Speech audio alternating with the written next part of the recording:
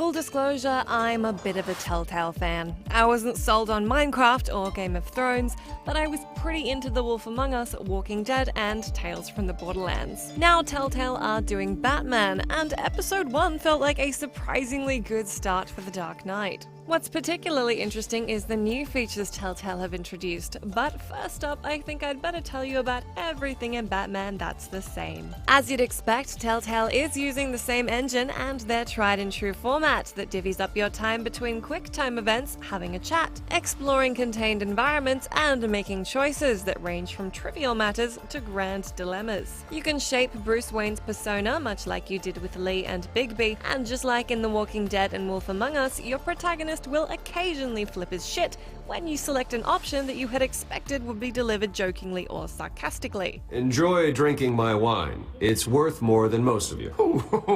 No, he's kidding, everyone. No. Bad Bruce. Luckily, much like other Telltale games, the characters are well fleshed out, the plot is quite involving, and I actually found myself really concerned with disappointing Alfred. So, what's different? Well, if you're into cosmetic changes, the first thing you can do in the game is pick from 4 bat tech colors. Luckily for you and me, it gets a lot more interesting from there. Instead of fumbling about the place and missing QuickTime events, your failure to hit directional buttons in a timely manner only results in you being unable to top up your bat meter and land a finishing move. So even those with slow reflexes will get a near flawless bat combat experience. While that might seem like a cop-out, it wouldn't make much sense for Batman to be fumbling with his gadgets and getting beaten up by henchmen. Some of my favorite parts of Telltale games are when they borrow mechanics from traditional point-and-click adventure games. Batman has a similar vibe to The Wolf Among Us in that you'll be doing quite a bit of investigating. Unlike Bigby, however, Batman's detective time is spent investigating crime scenes